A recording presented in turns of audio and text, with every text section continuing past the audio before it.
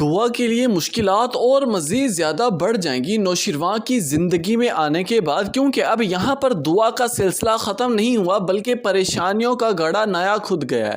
یہاں پر کاشمالا سے برداشت ہی نہیں ہو رہا کہ نوشیروان نے میرے ہوتے ہوئے اپنی زندگی میں ایک اور دوسری عورت کو کیوں لے آیا۔ اب یہاں پر کاشمالا دشمنی کی آگ میں جلنے لگے گی اور دعا کو برباد کرنے کی ہر ممکن کوشش کرے گی۔ اب یہاں تک جہاں تک اس نے کوشش کرنی تھی نوشیروان کو روکنے کی، اس نے کر لی۔ اب جب اسے پتہ چل چکا ہے کہ نوشیروان اور دعا دونوں نکاح کر چکے ہیں، اب وہ ٹارگٹ رکھے گی دعا کو ختم کرنے کا۔ پہلے اسے مروانے کی کوشش کی، پلان چوپٹ ہو گیا۔ اب یہاں پر اس موڑ پر آ کر کاشمالا کا ایک ہی پلان ہوگا کہ کسی طرح دعا کو نوشیروان کے خلاف بدظن کروں اور خود ہی نوشیروان سے خلا لے لے اور زندگی سے دور چلی جائے، تاکہ نوشیروان پر صرف میرا حق ہو۔ اسی پلان کو لیتے ہوئے کاشمالا کرے گی کال دعا کو ڈائریکٹ۔ دعا فون اٹھاتے ہی کہنے لگے گی کہ دعا، تمہاری خوش فہمی ہے نوشیروان کی زندگی میں آنے کی، تمہیں صرف استعمال کیا جا رہا ہے، تم صرف دل کی راحت و سکون ہو، محبت نہیں ہو۔ نوشیروان کی محبت تو میں تھی ہوں اور ہمیشہ رہوں گی، عزت کے ساتھ بیاہ کر لے ہی گئی تھی۔ اگر تم اتنی ہی پارسا عورت ہوتی تو شاید بابا سائیں اور اماں سائیں تمہارے نکاح میں بیٹھتے۔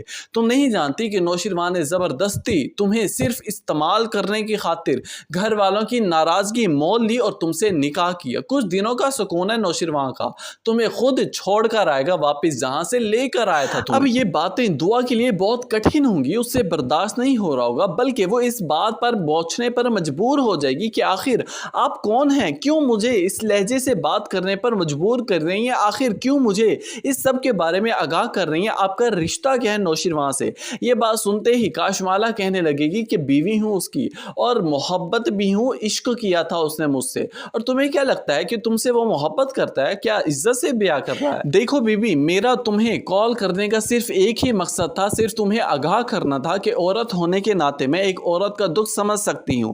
تمہیں بس اس بات سے آگاہی دینی تھی کہ اگر تم اپنی عزت بچانا چاہتی ہو، اگر تم اپنے آپ کو محفوظ کرنا چاہتی ہو، مضبوط کرنا چاہتی ہو، تو خود ہی نوشیروان کی زندگی سے دور ہو جائے، اس سے پہلے کہ وہ تمہیں خود دھتکارے، تمہیں خود اس نوبت تک لے کر آئے جہاں تم منہ دکھانے کے لائق نہ ہو۔ خود ہی چلی جاؤ اس کی زندگی سے، کیونکہ وہ ایسا لڑکا نہیں ہے جیسا تم سمجھ رہی ہو۔ اور دوسری طرف ویور ساری سچائی حقیقت جعفر بھی نوشیروان کو بتا دے گا کاشمالا کے بارے میں، کیونکہ نوشیروان جعفر سے کہنے لگے گا کہ جعفر، آج تک کوئی ایسا کام نہیں تھا جو میں نے تم سے کہا اور تم نے نہ کیا ہو، تو اس معاملے میں اتنی دیر کیوں؟ جعفر فوراً سے کاشمالا کا نام لے کر سارا راز فاش کر دے گا۔